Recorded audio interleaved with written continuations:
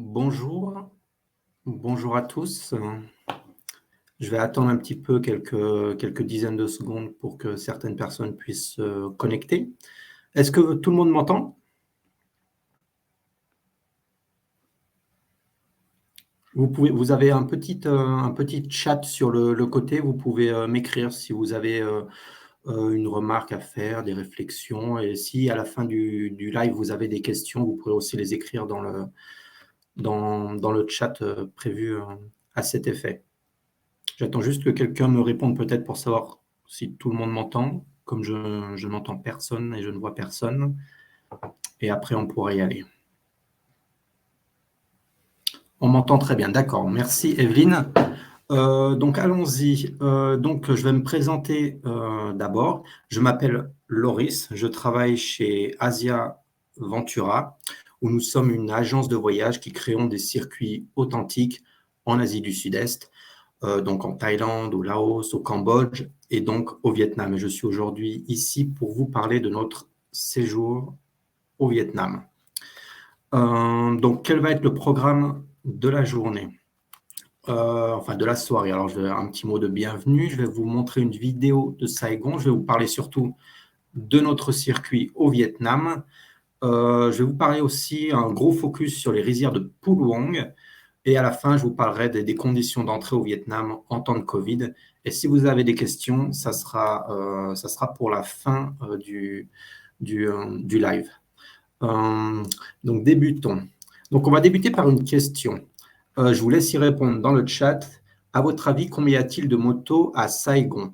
Saigon, pour les personnes qui ne connaissent pas, en fait, c'est la ville de Ho Chi Minh ville nommée en l'honneur de Ho Chi Minh, qui était le grand révolutionnaire vietnamien. Je vois, on dit 2 millions. Est-ce que vous avez d'autres propositions? Je vais attendre encore un très grand nombre. C'est effectivement une bonne réponse. Autant que d'habitants. Effectivement, c'est autant que d'habitants. 3 millions, c'est pas assez. On va voir la réponse. Donc la réponse, c'est 8 millions. Alors officiellement, il y en aura environ 4 millions selon les autorités, mais les guides nous disent qu'il y en a en général 8 millions. Et officiellement, la population, c'est de 8,9 millions, c'est-à-dire que tout le monde, ou presque, a une moto. Et vous pouvez voir les motos sur la photo. Ce sont des véritables artistes de la mobilette ou de la moto. Donc voilà, on a une petite vidéo à vous partager où on voit un des carrefours principaux de la ville de Saigon. Vous voyez, il y a des centaines de motos qui se croisent de manière un petit peu anarchique, mais pourtant, tout fonctionne très bien. Il n'y a pas d'accident. On voit même qu'il transporte une glace immense sur sa moto. Donc là, c'est une vue sur la grande avenue de Saigon, qui est l'équivalent des Champs-Élysées. Là, c'est un immeuble où il n'y a que des coffee shops. Ce monsieur, c'est un guide qui travaille pour Asia Ventura, mais c'est un guide allemand. Il parle en allemand, donc c'est pour ça qu'on ne le voit pas. Et on voit donc cette grande avenue où on voit, oui, vous pouvez voir au bout, qui est en fait l'ancien hôtel de ville de Saigon. Aujourd'hui, c'est le siège du comité populaire et c'est un immeuble construit à l'époque, pendant la période coloniale, par les Français. Et il faut savoir que chaque nuit, ce bâtiment est illuminé grâce aux prouesses de l'hôtel de ville de Lyon, enfin plutôt de la mairie de Lyon, qui a une grande expertise sur le sujet. Si on peut voir l'autre côté de cette grande avenue, où en général les gens fonctionnent, les gens se baladent en fait la nuit, notamment à la nuit tombée. Et de l'autre côté en fait de cette avenue, donc d'un côté il y a l'hôtel de ville et de l'autre côté c'est la fameuse rivière aussi de Saigon qui serpente dans la ville. Voilà, le guide le montre. Elle est tout au bout là-bas, l'avenue. La rivière, pardon. Donc là, c'est un quartier populaire de Saigon où les piétons, les mobylettes, tout le monde se mélange de manière un peu chaotique. En tout cas, donc pour notre vision occidentale, c'est assez distrayant. On voit une dame, donc il y a beaucoup de street food dans ces quartiers. On voit des nouilles avec un petit peu de viande au-dessus. C'est un mets que tout le monde mange je crois que ça coûte moins de 2 euros pour un tel repas. Donc, c'est un petit peu l'endroit aussi du fast-food. Là, c'est le marché aux fleurs de Saigon qui est ouvert 24 heures sur 24. Il y a vraiment du monde. En général, la nuit, ils apportent les fleurs pour pouvoir les vendre le matin, mais d'une manière générale, il y a tout le temps du monde. C'est tout le temps bondé. C'est un endroit à voir auquel on vous emmène durant le séjour. Donc voilà, la vidéo est terminée. On va aller à la slide suivante qui va présenter. Voilà. Alors ça, c'est notre circuit au Vietnam. Le parcours est classique. C'est le Vietnam du nord au sud. Alors, en revanche, les activités ou les destinations qu'on vous propose sont assez classiques aussi, mais on a essayé de toujours ajouter un angle nouveau pour chaque ville ou des activités ou des rencontres avec la population. Donc, le séjour débute à Hanoï. Vous faites Paris-Hanoï en avion. Vous restez 3 jours à Hanoï. Ensuite, vous allez à Phu Luong, dans une région magnifique dans les montagnes dont je vais vous parler un petit peu tout à l'heure. Vous allez ensuite à Ninh Binh, dans la baie d'Along. Vous allez ensuite prendre un court trajet en avion pour aller du côté de Da Nang, où là, vous visiterez à la fois Hue, qui est l'ancienne cité impériale, et Hoi An.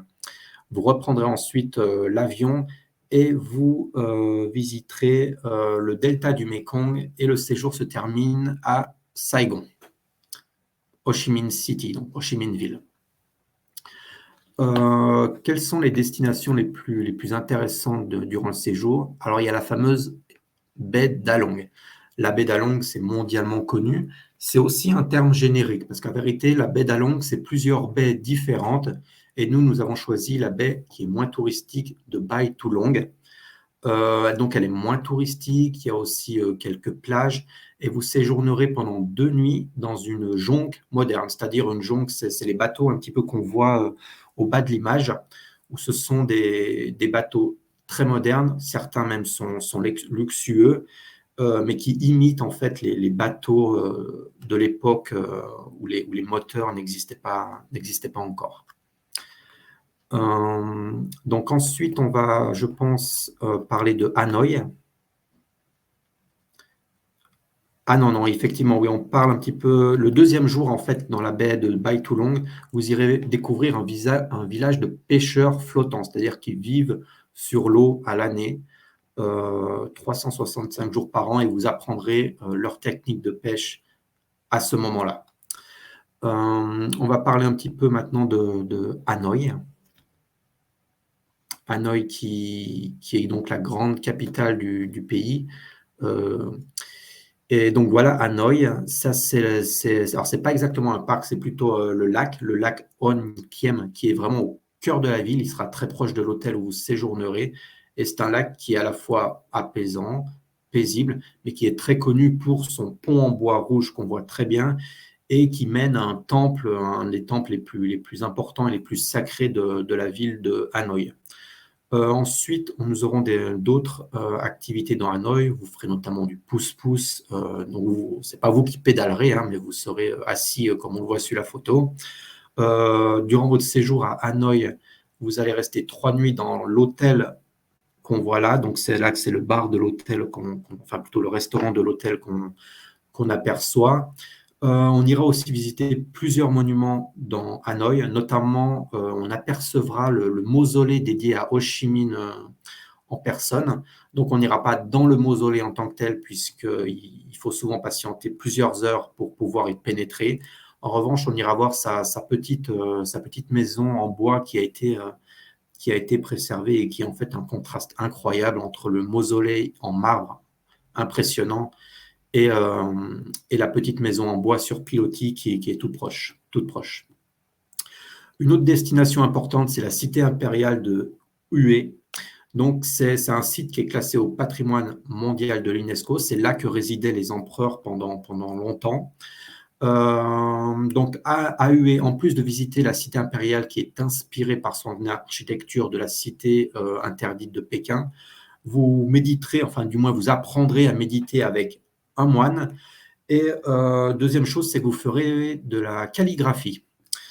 Il y aura aussi une rencontre avec Monsieur Dan, qui est donc un poète national, et il a grandi car sa famille a vécu directement dans la cité impériale. Ses parents servaient l'empereur. Et donc Monsieur Dan, c'est le monsieur qu'on voit en haut à droite, qui avait les cheveux grisonnants et la chemise blanche.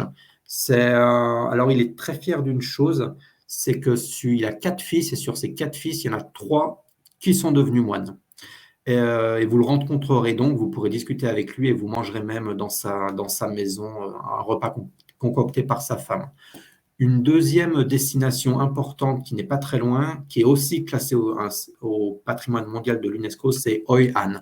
Alors Hoi An, c'est un ancien port de commerce qui a été très fréquenté du 15e au 18e siècle. Et résultat, on trouve énormément de bâtiments à l'architecture influencés aussi bien par les Chinois, les Japonais, les Vietnamiens bien sûr, mais aussi par les Français. C'est une destination très touristique. Nous, on a fait en sorte durant le programme que vous puissiez découvrir cet endroit, disons, dans les périodes où il y a le moins de monde. C'est-à-dire on a adapté toutes nos activités, soit le matin, soit plutôt en fin d'après-midi.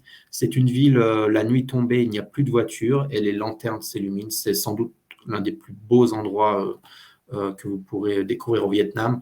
Durant ce séjour à Han aussi, vous aurez un cours de cuisine, comme vous le voyez sur la petite photo en bas. Aussi, à Han, vous vous baladerez en bateau et vous ferez une petite balade en vélo qui est, disons, dans les alentours de Hoi An, mais on vous emmène vraiment dans des endroits reculés. Alors, c'est sécurisé, il n'y a pas de problème, mais c'est des endroits reculés et vous verrez la générosité des Vietnamiens. Vous verrez à quel point ils sont heureux finalement de voir des étrangers, et ça les amuse beaucoup d'ailleurs de voir des étrangers faire du vélo. La destination suivante. Alors, je précise toutefois, les destinations dont je vous parle maintenant, ce n'est pas exactement dans l'ordre du voyage. Mais on va toutes les faire, elles sont toutes incluses dans le voyage. La destination suivante, je crois que c'est Ninh Binh, si je ne me trompe pas. Je ne vois pas la slide. Voilà, oui, Ninh Binh, c'est bon. Donc, Ninh Binh, vous voyez, c'est un panorama absolument magnifique. On l'appelle la baie d'Along terrestre, puisqu'il y a beaucoup de plats, mais il y a surtout des collines, des monts karstiques, des collines karstiques. Et l'attraction phare, là, c'est se balader en bateau, pas en vélo, en bateau sur la rivière, et qui vous emmène en fait à différents temples qui sont disséminés au milieu de la végétation. On vous emmène dans un temple notamment où il y a des grottes à découvrir. Il y aura aussi une balade à vélo qui est incluse dans le programme à ce moment-là. La destination suivante. Alors, je m'excuse un petit peu, parfois les slides sont un petit peu lentes, il y a un petit décalage, mais ce n'est rien. Je crois que la destination suivante, c'est le delta du Mékong. Le delta du Mékong, vous savez, le Mékong, c'est ce fleuve immense et très long qui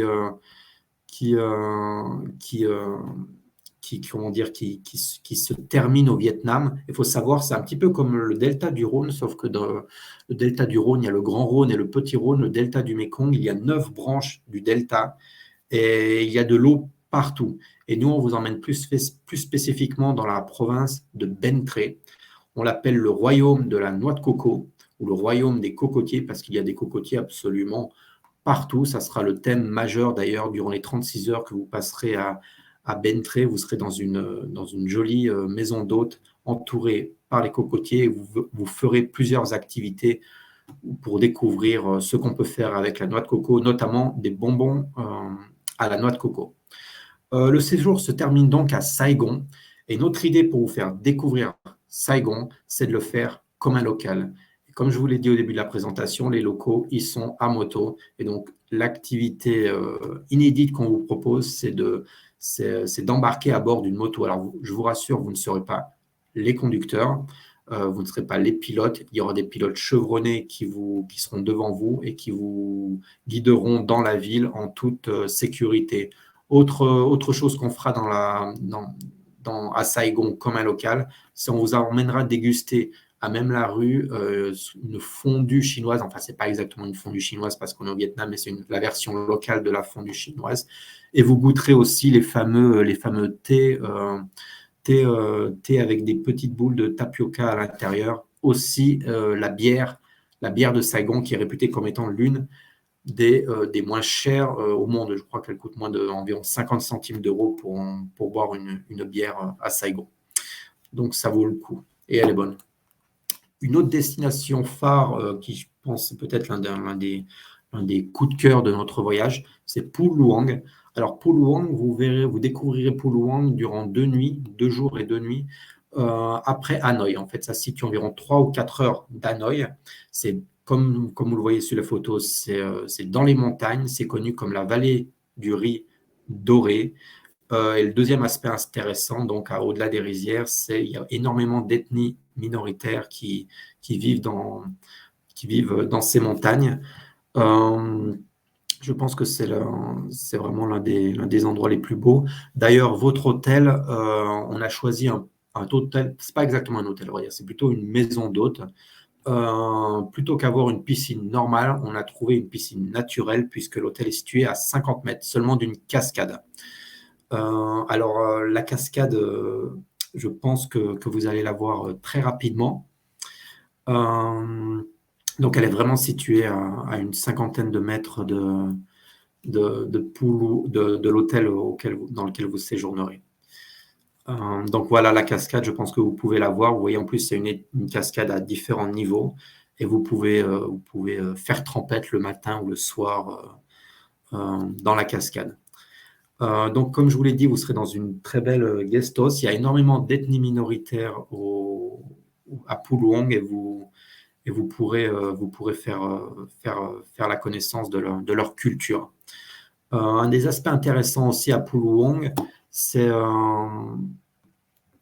comment dire, la manière dont ils s'occupent des rizières, car ils utilisent ce qu'on appelle des roues en fait qui déplacent l'eau à travers la rizière, à la fois pour l'amener dans de petits canaux, dans des petites rigoles, mais aussi parfois pour la monter un peu plus haut sur la montagne, de manière à ce qu'elle irrigue l'ensemble des rizières que l'on peut voir à Puluang. Il faut savoir que Puluang, c'est un endroit qui n'est pas encore très connu, voire très méconnu. On a choisi cette destination plutôt qu'une destination davantage renommée comme Sapa, parce que Sapa, c'est devenu extrêmement touristique. Il n'y a plus vraiment d'authenticité sur place, ce qui n'est pas du tout le cas à Puluang. Et à Puluang, on va aussi rencontrer une ethnie minoritaire qui s'appelle les Thai Dam. Alors, les Thai Dam, comme leur nom l'indique, c'est des Thaïs, c'est-à-dire qu'ils partagent une origine similaire aux Thaïs de Thaïlande. Sauf qu'ils n'ont pas eu la même destinée. Des Thaï Dam, il y en a beaucoup au Laos et beaucoup au Vietnam.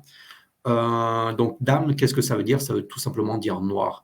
Et les Thaï Dam se reconnaissent souvent parce que les dames portent une robe noire. Une petite anecdote, elles sont très douées pour le tissage. On voit d'ailleurs quelques exemples sur la photo.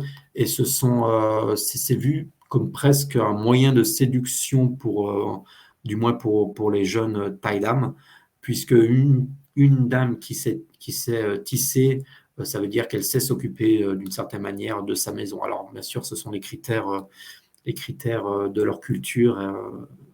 Et en tout cas, c'est le travail, leur travail artisanal est très apprécié et vous aurez l'occasion d'apprécier vous aussi leur talent. Je crois ensuite que c'est fini. Je vous ai en gros parlé de notre séjour. La plupart des destinations, il y en a beaucoup d'autres. Je vous invite directement à aller voir sur notre site si vous souhaitez avoir plus de détails. Je vais vous parler un petit peu maintenant des conditions d'entrée au Vietnam actuelles. Première chose, si vous êtes français, aucun visa n'est requis pour les citoyens français pour un séjour de 15 jours maximum. Donc, vous rentrez dans les clous, vous n'avez pas à vous préoccuper du visa, c'est en ordre. En revanche, si vous êtes suisse et belge, il faut effectivement demander un visa électronique. Alors, la mesure, disons le processus a été assez simplifié, donc ce n'est plus très compliqué et on peut bien sûr vous assister pour obtenir ce visa. La réglementation à partir de janvier 2022 pour rentrer au Vietnam va beaucoup évoluer. Disons jusqu'au 31 octobre 2021, si vous étiez touriste, c'était absolument impossible d'aller au Vietnam. Le tourisme était interdit.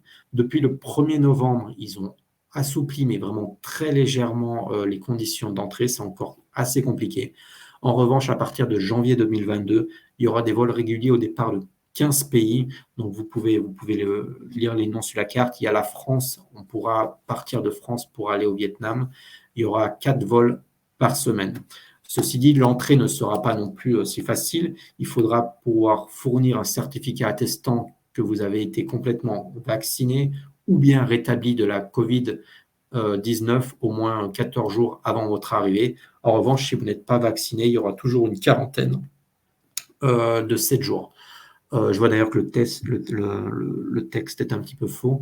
Je précise aussi qu'à partir d'avril 2022, les conditions seront encore largement assouplies. D'une manière générale, le gouvernement assouplit très rapidement, de plus en plus vite, ces conditions d'entrée dans le pays. Et à partir d'avril 2022, ça sera beaucoup plus simple de se rendre au Vietnam. C'est pourquoi notre premier départ pour notre voyage pilote est le 17 avril.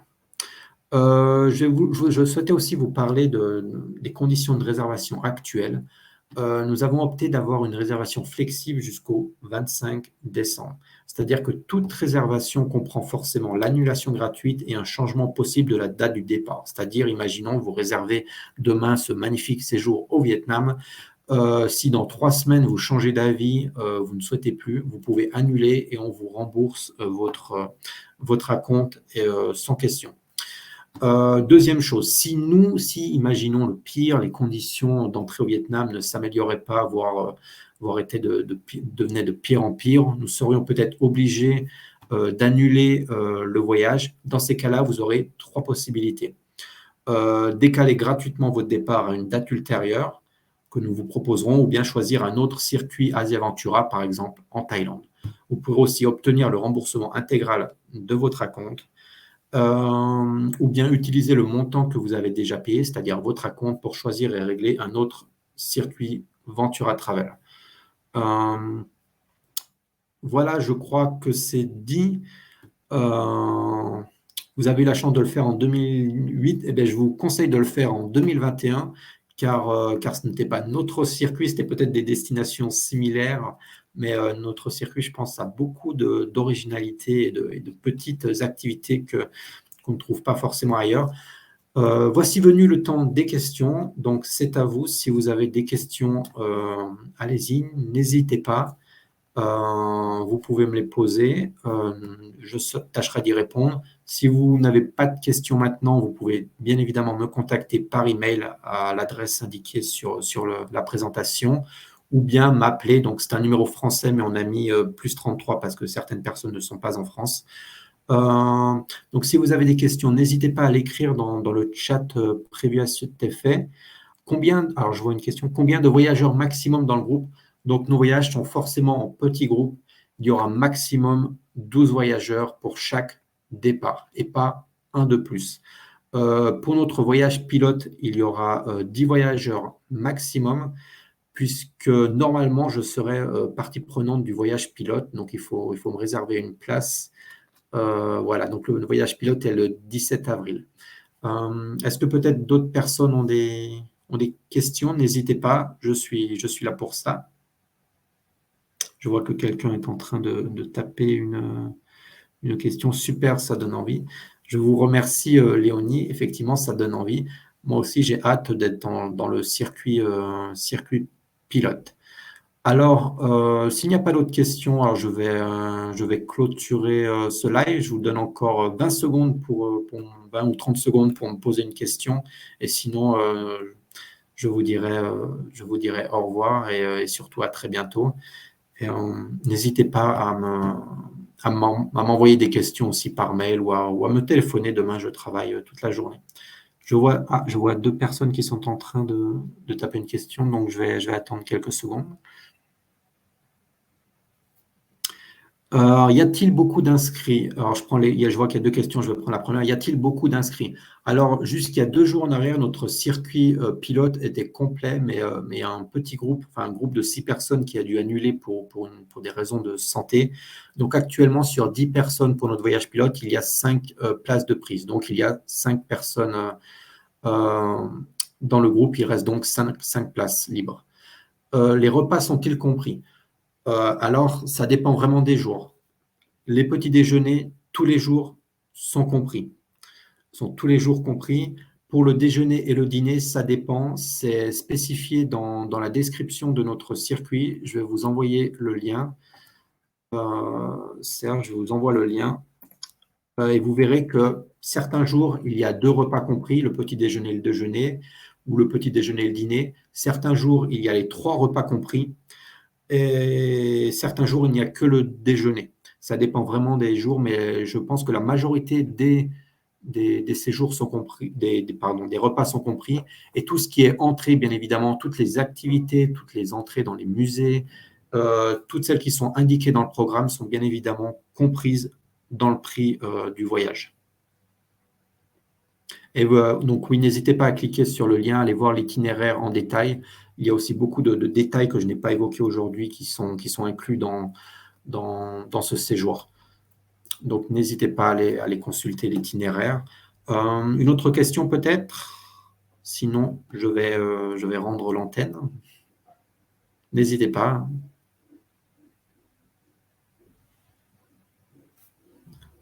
Si vous n'avez plus de questions, je pense que nous allons clôturer ce live. Je vous remercie beaucoup de m'avoir écouté.